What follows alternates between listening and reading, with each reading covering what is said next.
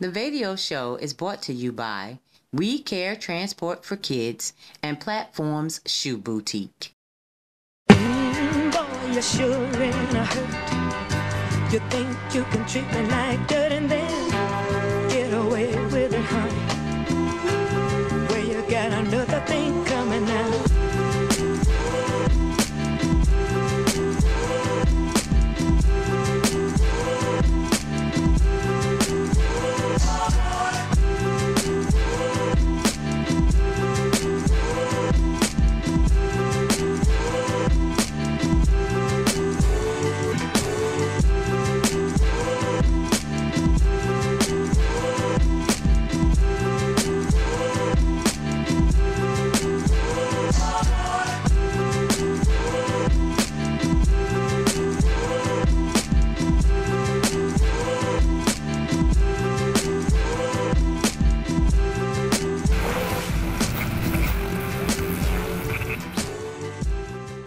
Ladies and gentlemen, I want to welcome you back to the VAdio show. Now, the subject we're going to talk about today, I had a couple people tell me we probably shouldn't even talk about. But you know what? It's a problem in the community and nothing's too taboo here. We're going to talk about something we call the drug deal. Now, with society, music, entertainment, making it seem like, you know, the drug dealer is the thing to be. Driving Maybachs and in the club popping bottles. They make it seem like this is the place to be, and not only that, it makes it seem like it's one of the only ways to get out of the hood and make good money and become successful outside of being a sports star or being a rapper. I want to talk to somebody about this, and I got my man JB here to try to clear up some of these misconceptions. Man, how you doing? I'm all right, bro. How you doing? I'm doing good. I'm gonna shake your hand, my brother. Good. Been knowing you for a second, man, and I appreciate you coming here to talk to us about it, because I had a couple of people, and understandable, they couldn't have this conversation because of the fact, you know, everybody's got to work and things like that, and there's certain things you don't want people to know, you know, when it comes to this business. But first question I'm gonna ask you, man, with entertainment, every rapper that I hear is a drug dealer, or acting like a drug dealer. Right. And they put it out, they put this facade like, you know, they living the life, that's what got them the cars and the clothes and this, that, and other one. We know that it was selling those CDs that did that. That's right. How do you feel about that misconception of them glorifying the drug dealer, but if the person in the street actually acts out what they hear, they get a different situation?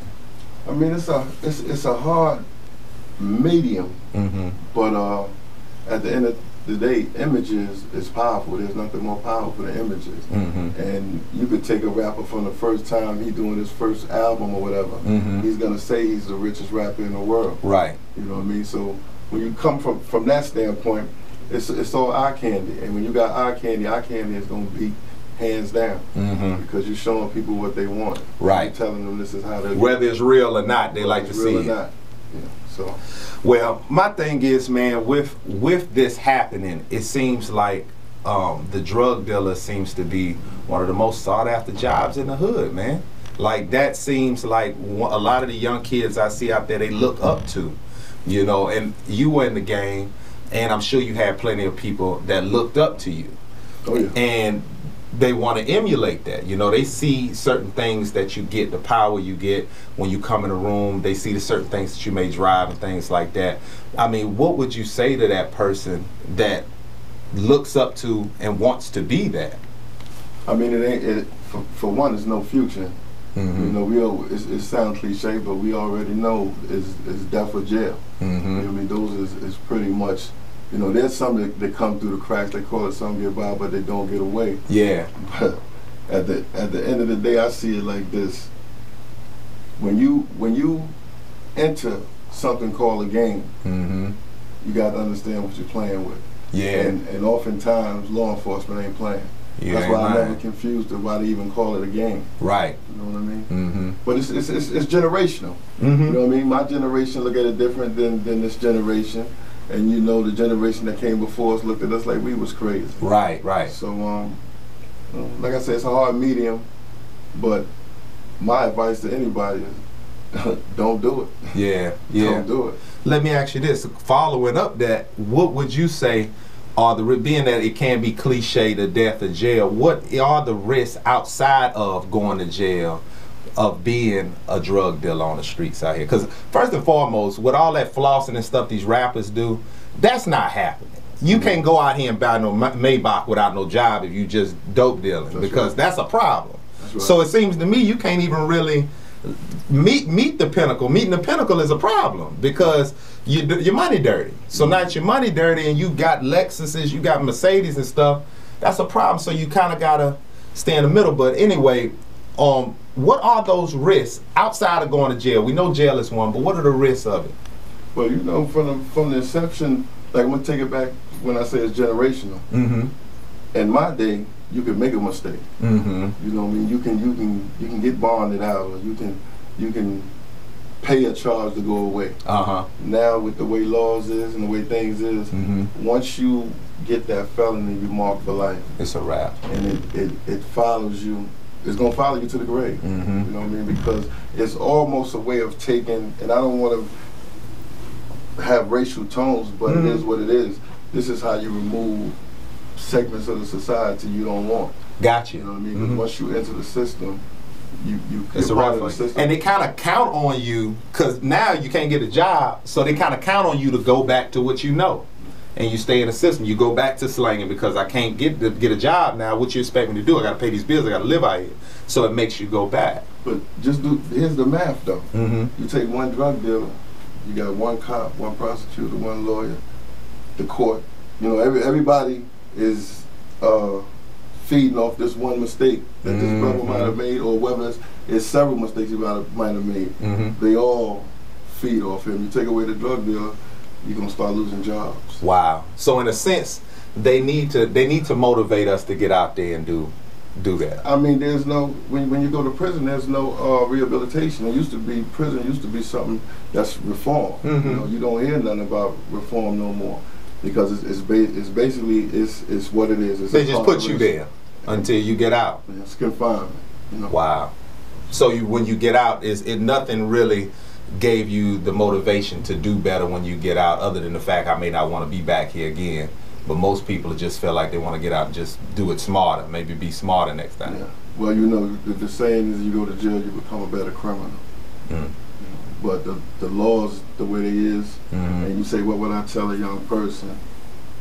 I would just tell them, look at the people around you, look at the older ones around you. I would tell them, look at me. You know what I mean? Because although I'm on the path of doing right, it took me a long way to get there. Yeah. You know what I mean? I had a young boy in front of a club probably about a month ago, and he seen me. He just started saying, going in about, hey man, I used to look up to you. Yeah. You know. Yeah. And he was doing it loud. Oh. But right. You know what I mean? Whereas he should have said, man, you know something about Malcolm, man. Let's talk about Malcolm. Yeah. He don't want to talk about that. He want to talk about. Yeah, and what's crazy about it, man, like everybody wants to be Scarface or Nino Brown, but we forget the end of the movie.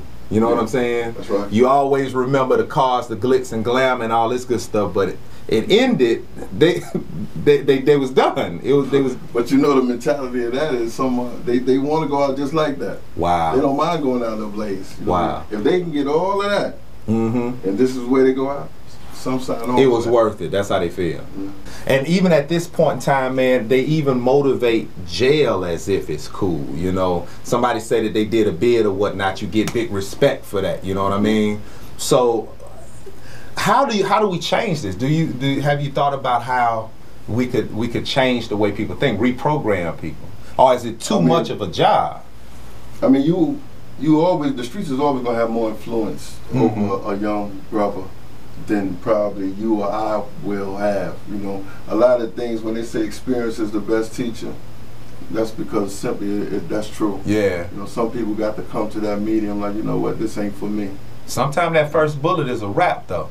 Yeah. You know what I'm saying? The first bullet, so, hey, look, we live in the times where your first charge could be a rap. You all right about it. You know what I mean? So, I mean, as parents, do we need to, you know, step up and be more of an example? Do we gotta stop them from listening to these rappers who are putting out these fictional stories when they actually on tour buses and with security guards, but they telling you they selling dope?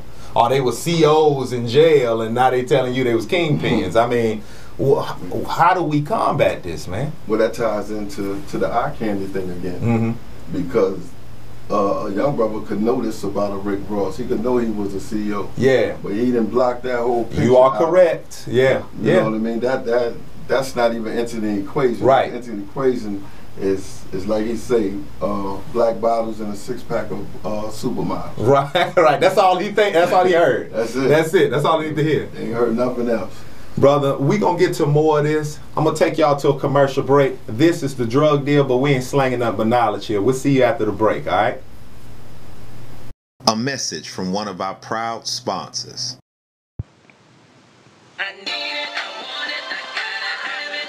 Platforms, high-class shoes at a low cost. Your shoe experience awaits. Platform Shoe Boutique and the Gentleman's Closet is your place for quality, high fashion, and trendy shoes. Located at 9622 Warwick Boulevard in the Hilton Shopping Center in Newport News. Check us out at platformsboutique.net. Platforms is your holiday VIP spot, specializing in VIP parties and private showings. We closed the boutique down just for you. Like us on Facebook and Instagram. Follow us on Twitter. Shop online at our online store, platformsboutique.net.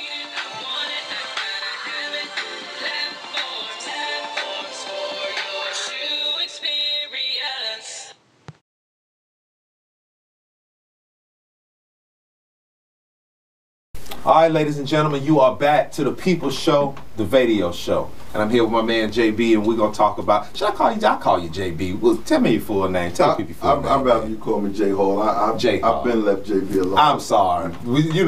Go back a little. J Hall. That's pressing upon me to tell people that. Yeah. You know, even when they say that, I'll be like. Right, you know right. I mean? We're going to get JB out of here. This is J Hall. And I want to talk about, because a lot of times, in this society, say the whole drug dealing idea is this aura of floss and drive. This, I got that, I got the girls, this, that, and the other, and they think about that moment. But I'm thinking back to the crack era. Neighborhoods were being torn apart. Right. I want to ask you about the community, like the effects on the community that it has, not just you personally, but to everything around you. Well, with me personally, I come up in a 2-family household. I had everything I wanted, but I tasted the streets, and once I tasted the streets, that was it. So I didn't have the background of like my friends and the guys that I come up with. They had one mother and all that. See, I can't give up that story. Right. I got in the game because I just love what I seen. You know what I mean? And the way that I was able to come back to where I'm at now, because all I did was just revert back to who my parents raised. Gotcha. But as far as me personally, I fell in love with what I told you, eye dressing, the eye candy, all of the allurements of that. You know what I mean? That was my trap, which is a lot of the trap that most young people come in. That's really the allure of it all. But yeah, mine wasn't out of necessity. Mine was out of convenience, I would say. You know what I mean? I had access to it and I chose to do it, opposed to somebody saying I need to feed my family. Gotcha. But when it comes to, of course, say we sell to somebody, this person becomes strung out and they got a family. Say the drug wars, you know what I mean? Say if this dealer comes in and he's hustling on your block and he don't need to be there, it's your spot. That brings gunfire, right. Which strays have gone off, kids been hit, other people have been hit, neighborhoods have been done away with. That lets you know that if you live far out in the sticks, you still can be affected by this. That's why everybody should take a hand in trying to get it right, just because. I mean, the face of drugs is that of a young black man. Yeah, true. And, we didn't already say we don't own no boats, planes, or ships.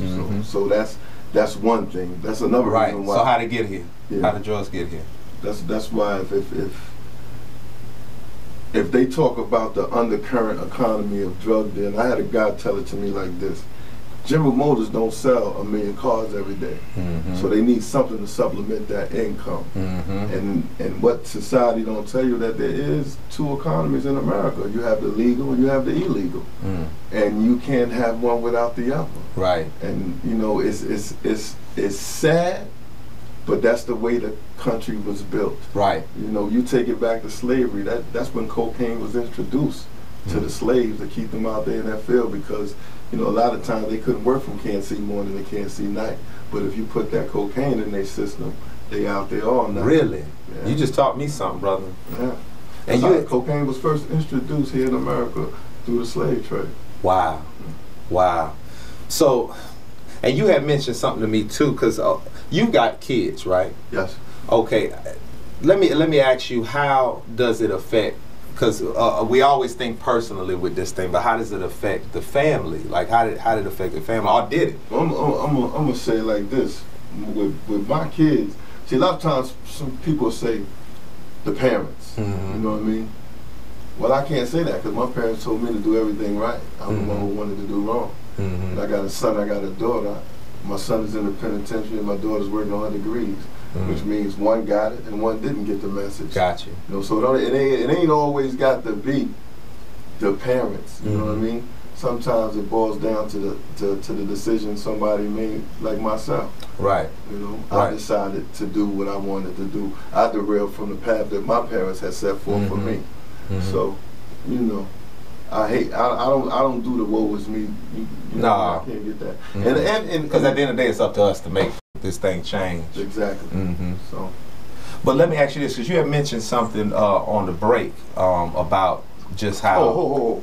One of the ways, I don't mean to stop. No, go ahead. Go ahead. One of the ways that it did affect my kids personally, that I'm just realizing in these past several years, was when I went to penitentiary. I had raised my kids, you know, when they was teenagers when I went away, but that 5.5 years that I was away was a very important window to have hands-on with my son. Yeah. So anything that he might not have gotten, there's a whole lot of information I could have gave him within 5.5 years that I totally missed. Right. And if you ask me, did that lead to his incarceration, I would have to say that could have definitely something to do with his incarceration, because I'm the father. I'm the captain of the ship, and if I'm not there to give you these rules and regulations or how things is, then you're gonna get that from another man or your friend or something. All the streets. And that's a big. That's how I did my family. Yeah. You know what I mean? By me doing that.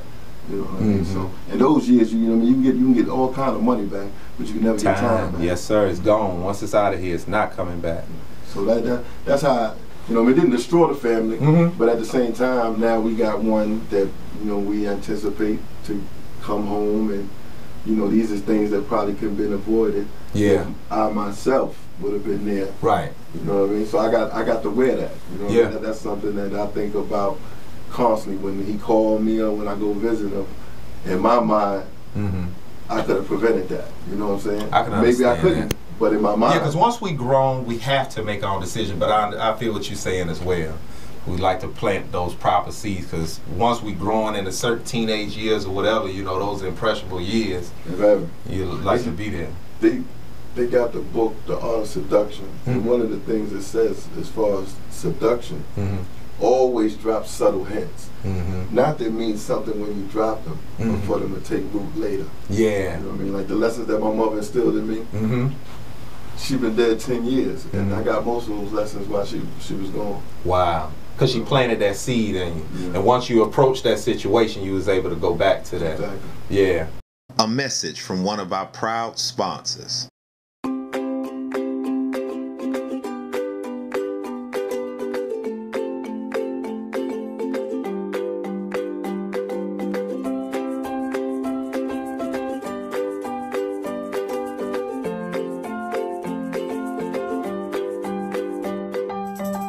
We Care Transport for Kids offers parents a safe, community-trusted, and reliable children's transportation service.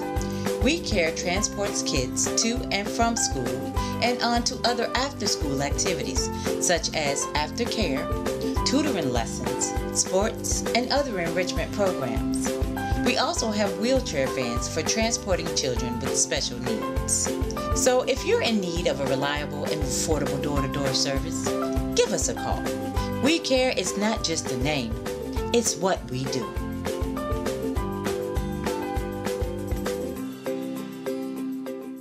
And here's a message from one of our proud sponsors.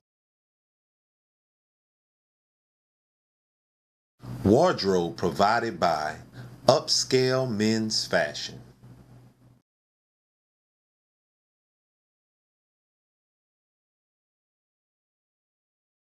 We had talked about something on the break. You was mentioning back in slavery days how the parents and the kids, they would interact.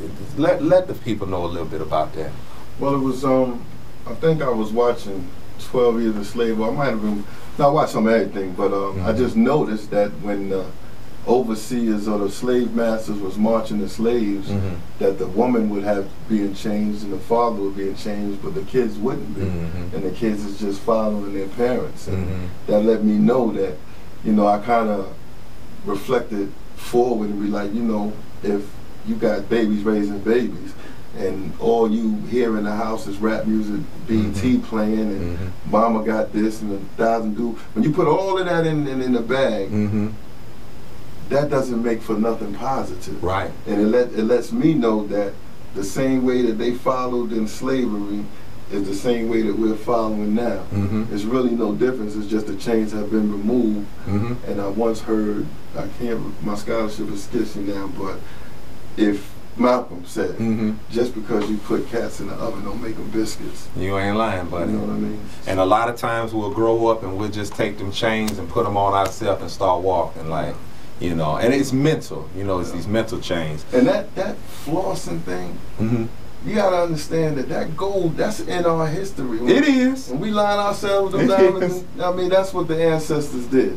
They had those minerals and they chose to adorn their bodies with them, and you know, that's in the DNA. So when you see these young kids and they got 1,000 chains on, just know that their ancestors and their elders did the same thing. But we got some different economics out here today, though. They owned land back then. We don't own nothing, but we go and buy all this stuff. Come on, man. You know, we have to change our mind and do things the right way. Learn our laws. Learn how to operate out here. And our elders need to teach these kids. And just like other nationalities have systems of opening businesses and things like that passing to their kids, we need to do the same thing. Drug dealing wouldn't have to be an option if we use our mind. And I mean, for real, the same way as you can sell dope, you can sell another product just as well.